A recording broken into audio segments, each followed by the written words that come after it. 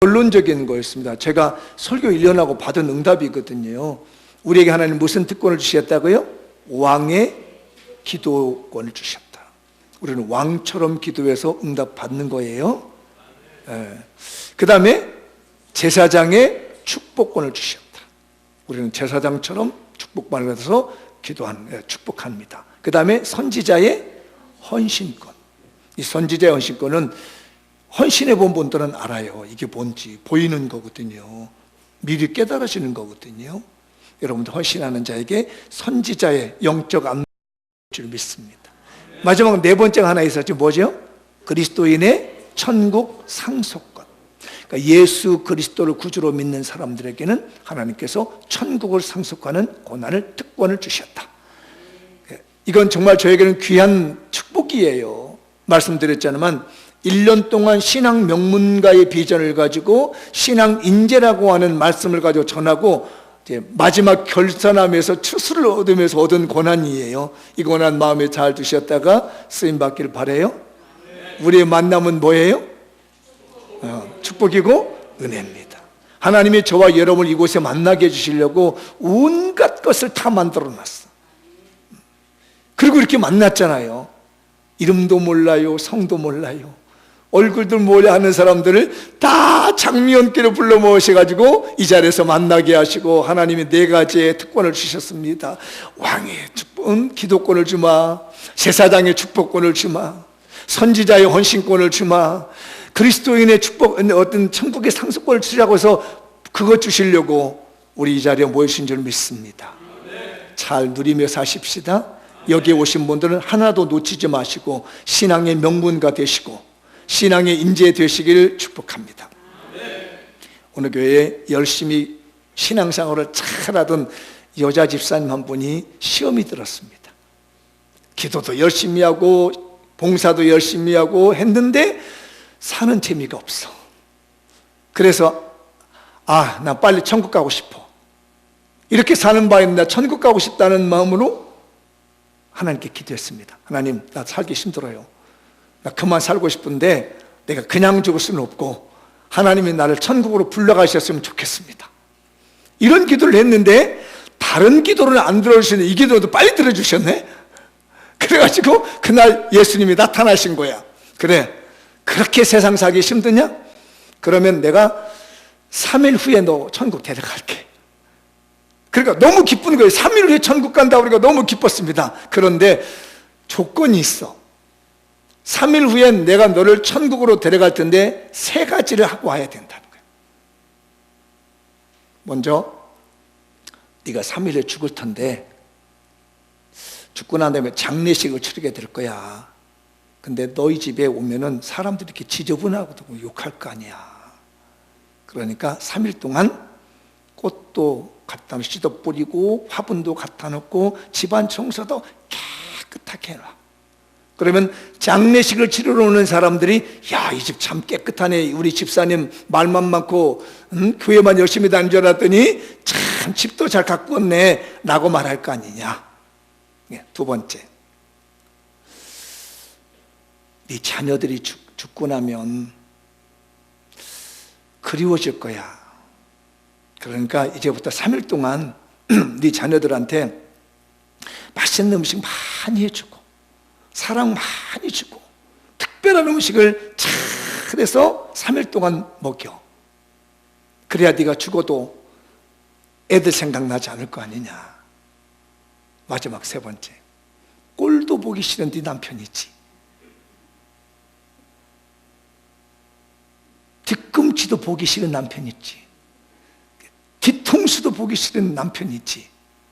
그 남편 너 죽고 나면 그래도 우리 아내가 나를 사랑했었구나. 그런 마음이라도 남게끔 3일 동안 남편이 무슨 얘기를 하더라도 대꾸하지 말고 그냥 밝게 웃어주며 사랑해, 사랑해만 해야 돼. 이렇게 3일간 하고 나면 내가 불러줄게. 그래서 이거 뭐 3일 못할 게 없잖아요. 그래서 집안 청소를 해놓고 화분 갖다가 놓고 꽃씨 갖다 뿌려놓고 정리해서 정원을 깨끗하게 3일 동안 해놨어. 그래 시간 내가지고 애들 그동안 밥도 안 해주고 네가 알아서 먹어, 사 먹어 이랬던 애들 데려다가 밥 사주고 사들고 뭐 해서 먹이고 했더니 애들이 방실방실 웃는 게 너무 보기 좋은 거야. 남편 그전에는 뒤통수도 보기 싫고 뭐 뒤꼭지도 보기 싫고 발뒤꿈치도 보기 싫었는데 그냥 여보 사랑해 사랑해 살아야 돼. 남편이 막 기가 막 입이 막 기 걸려 있는 거야. 막 좋아가지고 어떨 줄 몰라. 그래 다 만들어 놓고 3일째가 돼서 이제 죽을 날을 기다리고 있습니다. 예수님이 찾아왔습니다. 잘 있었니? 이제 천국 갈 때가 됐지? 그런데 돌아보니까 자기 집이 너무 아름다운 거예요. 아이들이 방실방실 웃지 남편이 그렇게 사랑스러울 수가 없어. 그래서 예수님, 저 우리 집 너무 좋은데요, 다음에 가면 안 될까요? 라고 하더랍니다. 사람은 현실이 중요합니다. 미래, 오늘 현실 하루하루를 살아갈 때만이 미래가 만들어지는 거예요. 내 과거에 암울했던 내 과거, 실수 많았던 과거, 내 현실이 하루하루 모아져가지고 만들었던 내 과거입니다. 우리 믿는 사람에게는 지금 여기 현실이 중요합니다. 내가 지금 하나님 앞에서 세상을 살아가면서 어떤 심정으로 오늘 여기에 임했느냐가 나의 미래가 만들어지는 것이고 나의 과거가 만들어진 겁니다.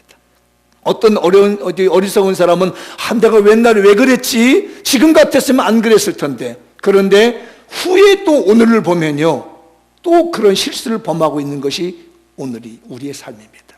사랑하는 장미연교회요, 오늘 현실, 지금이 중요합니다. 옆 사람에게 인사 한번 하죠. 지금이 중요합니다. 뒤에 분에게 현실이 중요합니다. 먼 미래의 천국, 오늘이 행복하지 않으면 절대로 오지 않습니다. 오늘이 아름답지 않으면 오지 않습니다. 제가 이걸 깨달은 것이 신앙 명문가라고 하는 이 비전을 가지고 어릴 때부터 기도하다가 보았던 겁니다. 그래서 오늘은 그 신앙 설교 금년의 시작 전에 2명을 제시했지요. 다윗과 같은 신앙의 명문가와 솔로몬과 같은 신앙의 인재를 만들자는 거지요. 이제 다시 설교를 원래로 돌아와서 마지막 결론을 내려보고자 합니다. 한번 읽어보도록 할까요? 신앙 인재 다윗에게서 신앙 명문가의 희망을 봅시다. 저는 이 신앙의 인재인 다윗에게서 저희 가문의 신앙의 명문가의 희망을 봤습니다. 그게 뭐냐면 요 밑에 있는 글씨예요. 요 보라색 글씨가 제가 1년 동안 제가 청소년 시절부터 목사가 되겠다면서부터 꿈을 꾸고 비전을 가져오면서 다윗을 묵상하다 받은 이번에 결론적 메시지입니다. 여러분이 잘 새겨두면, 사실은 제가 신앙생활한 지는 그렇게 많이 되지 않습니다. 중고등학교, 중학교 때 교회 안 나간 거 빼면은 한 55년 정도밖에 안 되는 그런 짧은 신앙입니다. 그래서 어디 가서 신앙생활 많이 했다고 말은 못하지만, 그래서 50년 이상 정도, 반백년 정도 신앙생활 하면서 묵상하며 신앙 명문가가 되어보겠다고 하면 꿈을 꾸고 가지고 하나님의 말씀 묵상할 때 주어진 그 멘트가 이겁니다. 오늘 주어진 사역에 겸손하게 충실합시다. 한번 같이 해볼까요? 오늘 주어진 사역에 겸손하게 충실합시다. 제가 한 50년 가까이 신앙생활을 하면서 신앙 명문가의 꿈을 가지며 50년 가까이 50년 좀 넘으면서 신앙 명문가의 꿈을 가지면서 받았던 메시지가 너 오늘 사역에 겸손하게 충실해라. 너 오늘 맡겨진 이 사역에 겸손하게 충실해. 그러면 명문가가 될 수 있어. 제가 경영학을 모르는데 책에서 베껴온 거 그냥 일러드릴게요. 혹시 경영학 하시는 분들은 아실 것 같은데요, 1대 10대 100의 법칙이 있다고 그래요. 혹시 들어보셨나요? 1대 10대 100의 법칙. 이게 무슨 얘기냐면, 설계 과정에서 1달러 들어가는 거를 제조 과정에서 이거를 바로 잡으려면 10달러가 들어간대요. 그리고 이걸 만약에 판매 과정에서 잘못돼서 바로 잡으려면 100달러가 들어간다는 거예요. 그래서 1대, 10대, 100대 법칙이라는 거예요. 그러니까 처음에 뭘 잘해야 돼요? 설계를 잘해야 된다는 얘기예요. 뭐든지 기초를 닦을 때, 기본을 만들 때에 설계를 잘하면 1달만 들어간다는 거예요. 비용 많이 안 들어가는 겁니다. 그런데 이게 제조하는 가운데 이게 잘못된 것이 발견되면은 적어도 10배의 비용을 지불해야 되는 거예요. 근데 만약에 이게 제조뿐만 아니라 이미 소비자에게 판매되어 버린 다음에 그걸 다시 수거하려면은 100배를 손해보게 되는 것이 1대, 10대, 100배의 법칙이 돼요. 그와 마찬가지로 우리 신앙도 그렇습니다. 어린 시절에 신앙을 바로 잘 잡으면 나이가 들어도 많은 노력을 하지 않고도, 많은 고통을 당하지 않고도, 많은 시험을 당하지 않고도, 많은 어려움을 당하지 않고도 그 인생이 신앙의 명문가의 길을 가게 되는데, 어머니 뱃속에서 영아기, 유아기, 유치원, 초등학교, 중학교, 고등학교 때 그 신앙을 바로잡지 못하면 청년, 장년, 중년기에서 신앙을 잡으려면 10배나 힘들게 되고, 노년기에 진짜 바로잡으면 100배나 힘들게 되는 신앙의 결과가 가져온다는 것이에요. 그러니 어릴 때부터 신앙 명문가의 꿈을 잘 심어주면 힘들이지 않고도 여러분의 가문에 신앙의 명문가와 인재의 꿈이 이루어질 줄 믿습니다. 교회에 처음 나왔을 때 내가 하나님께 헌신하고 순종하는 마음이 있으면 일이라고 하는 1달러 정도밖에 힘들지 않아도 순종하고 나가면 결과가 나오는데, 교회 나온 지 10년 당하고 20년 돼가지고 바로잡으려면 10배나 힘들게 내 마음이 잘못된 삐뚤어진 걸 바로잡는데 힘들어지는 거예요. 교회 다니지 30년, 40년 다음에 내 마음을 바로잡으려면, 말씀대로 바로잡으려면, 신앙으로 바로잡으려면 100배나 힘들게 잡는다는 것이에요. 오늘 우리 교회에 처음 오신 분들, 믿음을 시작하기 얼마 되지 않으신 분들, 하나님의 말씀에 중심을 해서 신앙을 바로잡길 바랍니다. 그런데 오늘 이 본문에 보면 어릴 때부터 신앙을 바로잡은 주인공이 다윗이에요. 저희 다윗을 보면서 어릴 때부터 늘 꿈꾸던 게 다윗과 같은 마음, 신앙과 가문이었거든요. 그 가운데 오늘 본문이 주는 그 8절이 너무 중요해요. 사무엘 7장 8절인데요. 같이 읽어보죠. 그러므로 이제 내 종 다윗에게 이와 같이 말하라. 만군의 여호와께서 이와 같이 말씀하시기를, 내가 너를 목장 곧 양을 따르는 데에서 데려다가 내 백성 이스라엘의 주권자로 삼았다. 여기 잘 보세요. 일부러 표시를 하세요. 양을 따르는 데에서 데려다가 왕을 만들었다는 얘기입니다. 어린 시절에 다윗은 뭐 하는 사람이냐면 양치는 목동이었어요. 그래서 하나님께 내려다보시니까, 어릴 때 이렇게 내려다보시니까 요 다윗이 양을 막 따라다니는 거예요. 그 따라다니는 모습이 너무 보기 좋아서 이를 불러다가 하나님이 왕을 삼으셨다는 거거든요. 이에 대한 사건을 잘 설명해 주는 것이 사무엘상 16장에 나오는 거거든요. 어떤 일이냐면 사울이 하나님께 버림을 받습니다. 그래서 사울 왕이 버림받은 거 안타까워해서 사무엘이 하나님께 눈물로 밤새워 기도합니다. 그리고 하나님이 야 울지 마, 내가 왕을 하나 다시 세워줄게. 그런데 베들레헴에 가면 이새라는 집에 있을 거야. 거기 가면 내가 왕을 하나 세워놓을 사람을 지목해놨거든. 근데 하나님, 만약에 내가 왕을 세우러 베들레헴에 간다면 사울 왕이 자기 버림받으냐고 나 죽일 거 아닙니까? 이렇게 얘기하니까 걱정하지 마. 네가 베들레헴에 가서 하나님께 제사 드리러 가면 돼. 그리고 베들레헴 사람들한테 내가 제사 드리러 왔다라고 해서 이새의 집안을 초청하면 된다. 그래서 응답을 받고 사무엘이 베들레헴에 갔습니다. 베들레헴에 갔더니 거기 있는 사람들이 나오는 겁니다. 원래 선지자가 오면 둘 중에 하나거든요. 축복을 주러 오든지 징계를 하러 오든지 하는 거예요. 그러니까 이 베들레헴에 선지자 사무엘이 들어오니까 동네 어른들이 우르르 나와가지고 평강입니까? 부릅니다. 자기들 뭐를 잘못해서 그런 건지 잘해서 그런지 모르니까 축복받으러 오신 거냐고 물으니까 평강을 주러 왔다고 합니다. 그제서야 긴장을 풀고 사람들이 모여들어서 이제 제사를 드립니다. 하나님 말씀하신 대로 이새를 불렀습니다.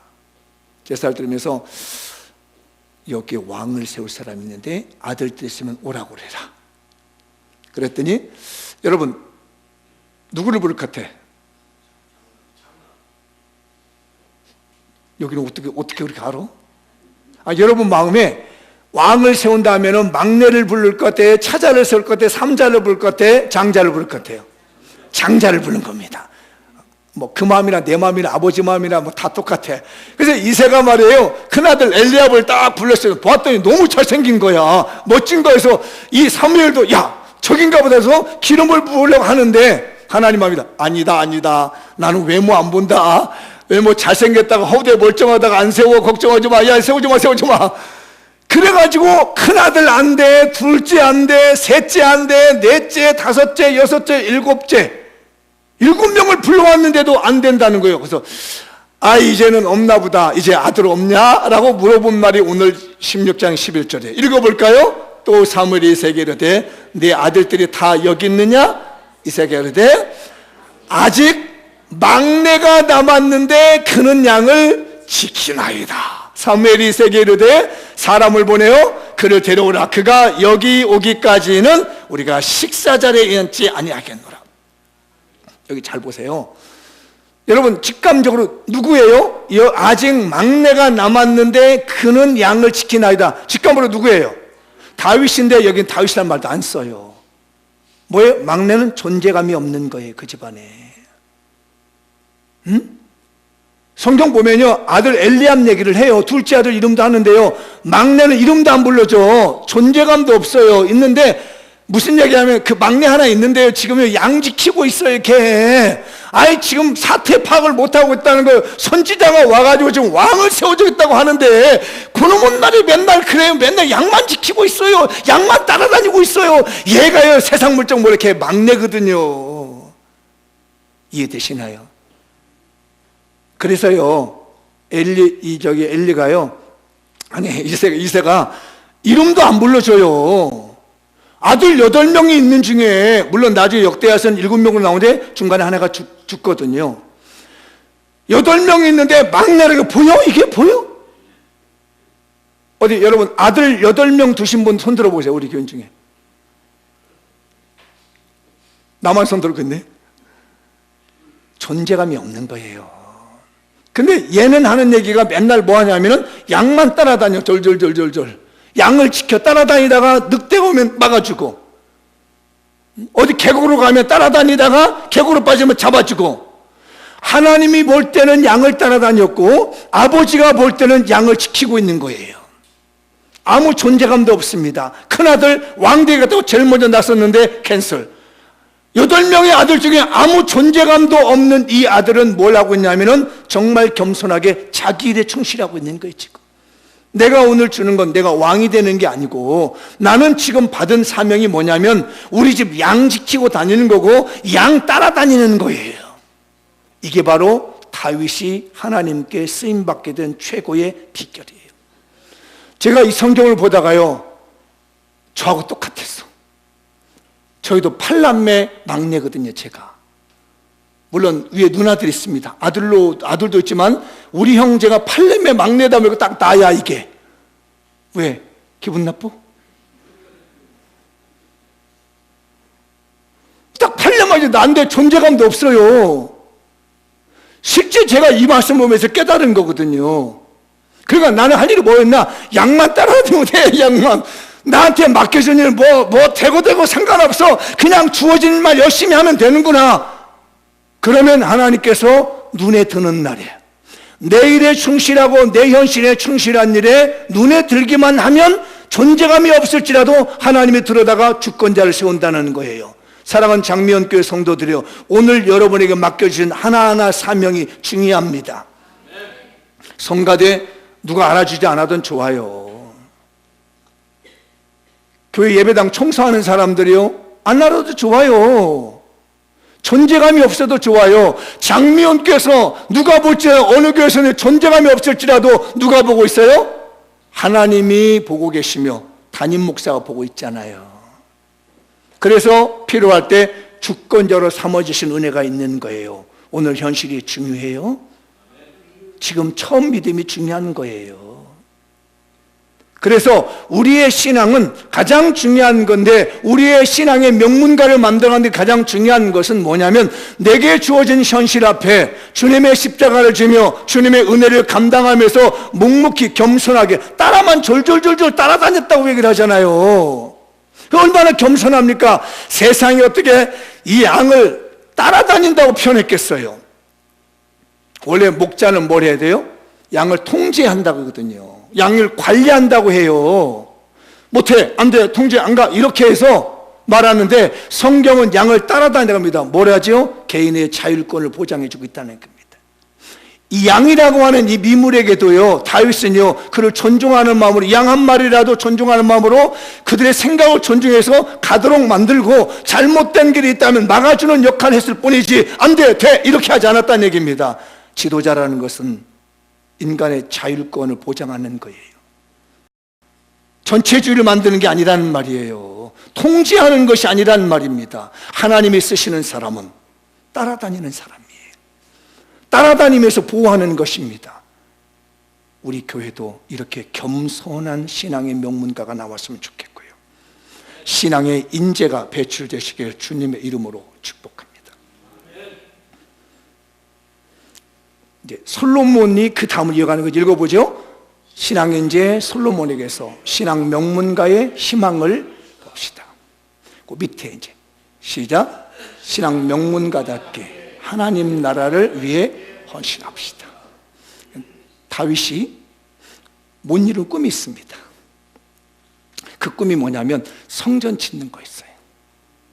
이 성전 짓는 거를 못하고 아들에게 맡깁니다. 준비를 다 해줬습니다.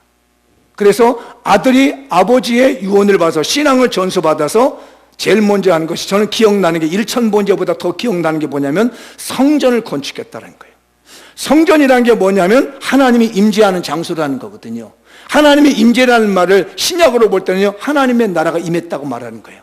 하나님께서 통치하시고 하나님께서 다스려 주시고 하나님이 함께하는 걸 갖다가 하나님 나라라고 하는데, 이것을 상징적으로 성전을 짓게 만드는 것이에요. 그런데 제가 이걸 보다가 한 가지 좀 이상한 걸 발견했어요. 혹시 여러분들 이 답을 알거든 답을 주세요. 다윗이 솔로몬을 낳은 그 아내가 누구죠? 아니, 지난번에 제가 마태복음 1장 설교했던 대로 답변하면 우리아의 아내입니다. 그래서 이름이 없어요. 그런데 이게요, 그보다도 똑똑한 사람들도 있습니다. 솔로몬이 낳은 어머니 말고 다른 그 다윗의 아내 중에 똑똑한 사람들이 많이 있어요. 혹시 아비가일이라고 들어보셨나요? 아비가일. 이 사람은 머리가 참 좋은 여자입니다. 나발에게 찾아가가지고 다윗이 먹을 것 좀 달라고 했더니, 요즘 주인 떠난 뭐 종놈들이 많이 있다는데 나는 뭐 이세의 자식이 뭐고 나 모른다. 다윗이 화가 나는 거죠. 자기는 양떼를 지켜줬는데 모른 채 해버리니까 나발을 쓸어버리려고 마음을 먹었습니다. 그때 이 소식을 아비가일, 그 아내 아비가일이 들은 거예요.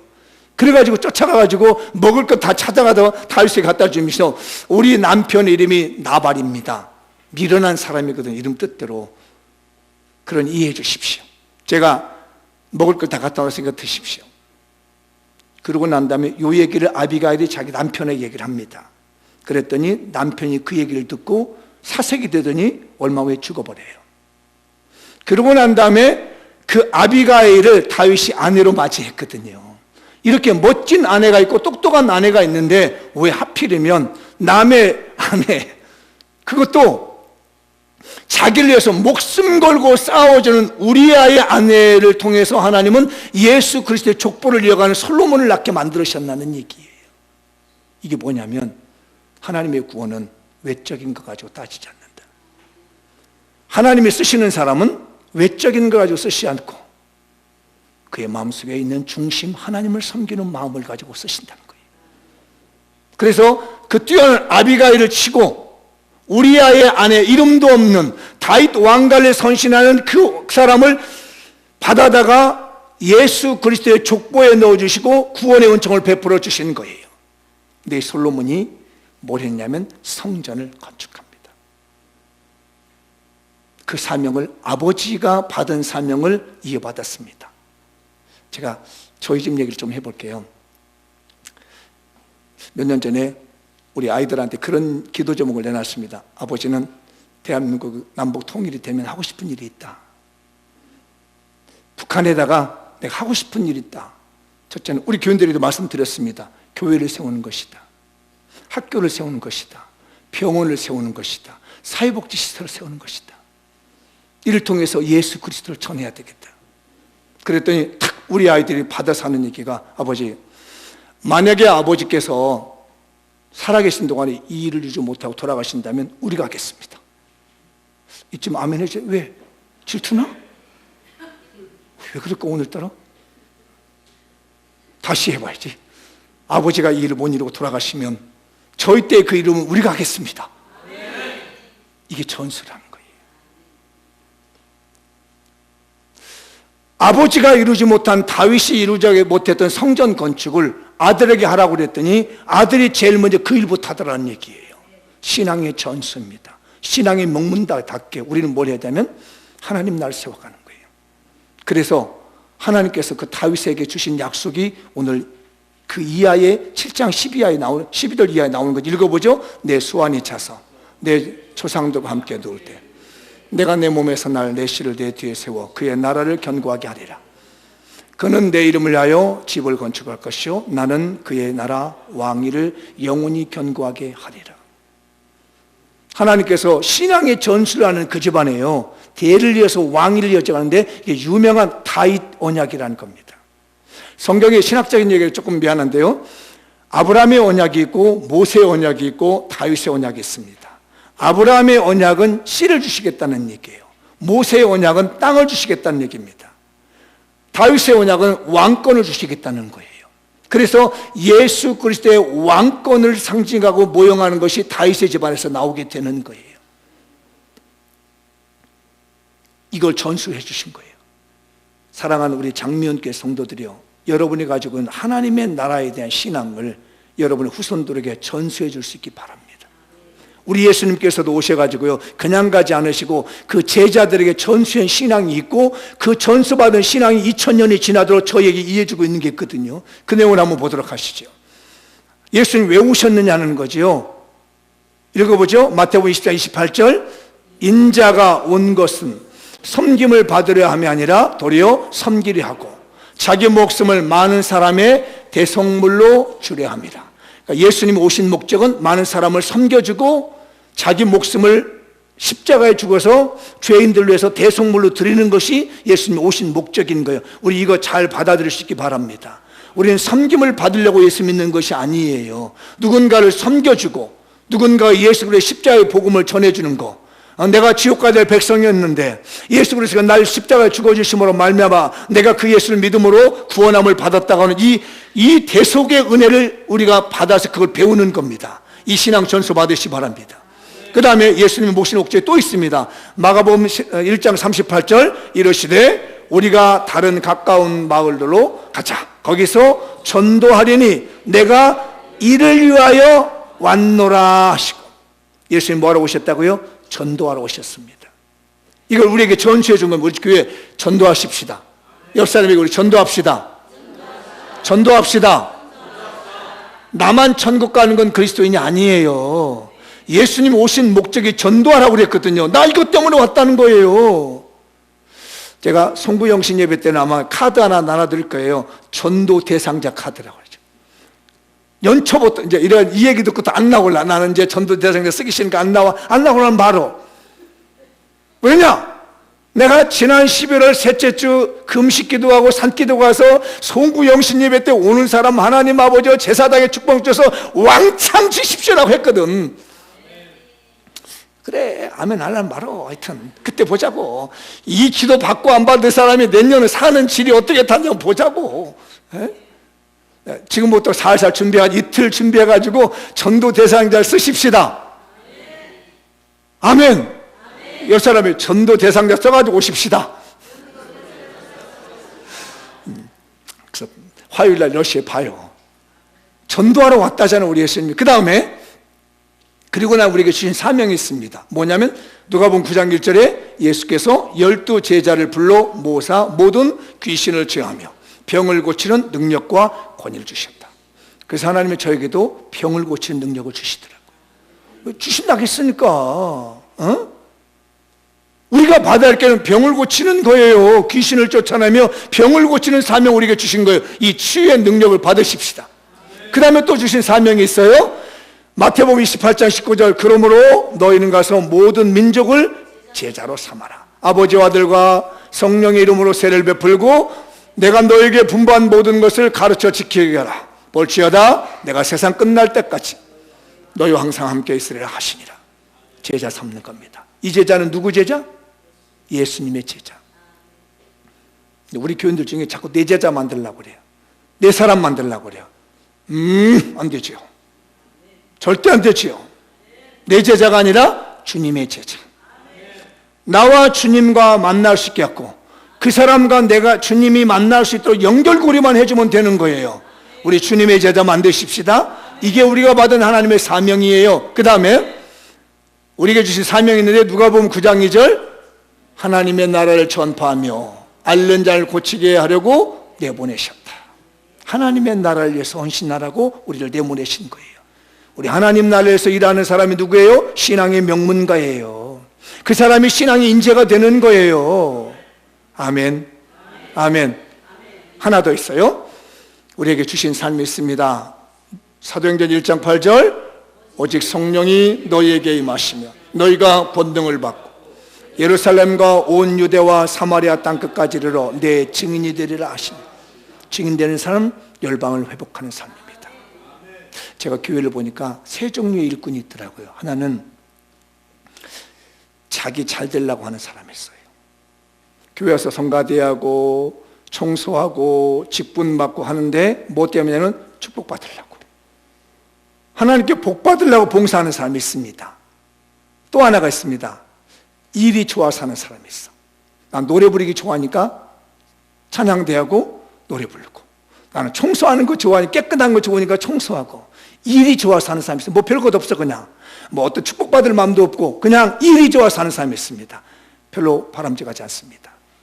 우리가 일을 할 때는 하나님의 나라를 위해 헌신한다는 거 잊지 마십시오. 모든 일들은 하나님을 위해서 하는 겁니다.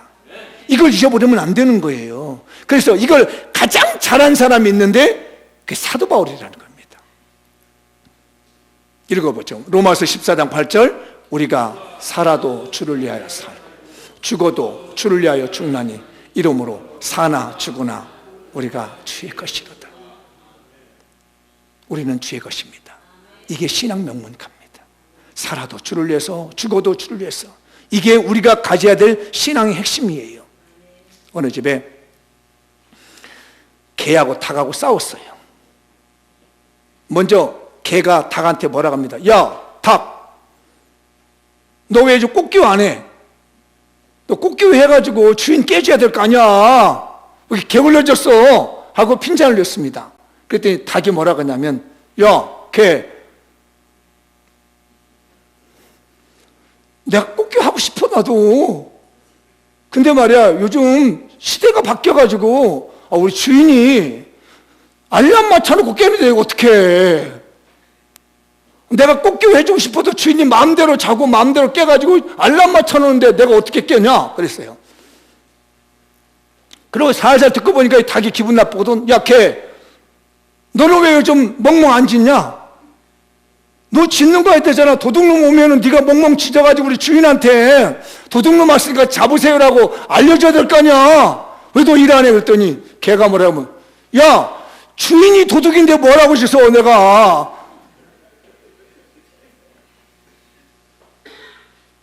여러분, 예수 믿는 사람들이 엉망진창인데 뭘 얘기를 하겠어요.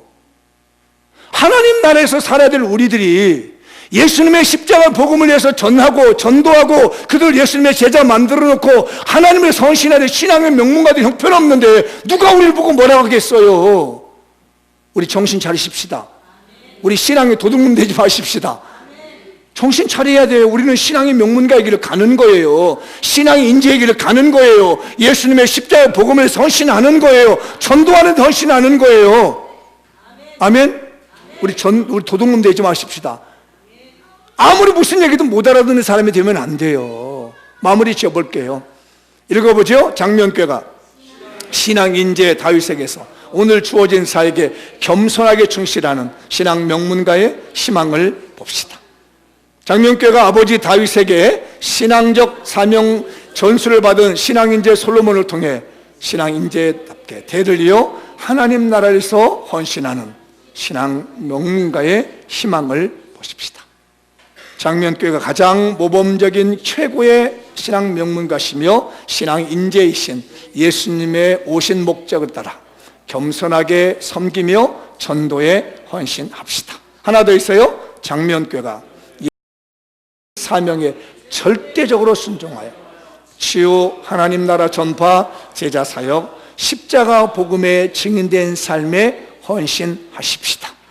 그래서 여러분의 가문이 신앙의 명문가가 되시고 여러분의 집안에서 신앙 인재가 많이 나오셔서 하늘에서 빛나는 별과 같이 하나님 나라에서 빛나는 집안과 가문 되시고 예수님에게 칭찬받는 신령한 가정들 되시기를 주님의 이름으로 축복합니다. 다 같이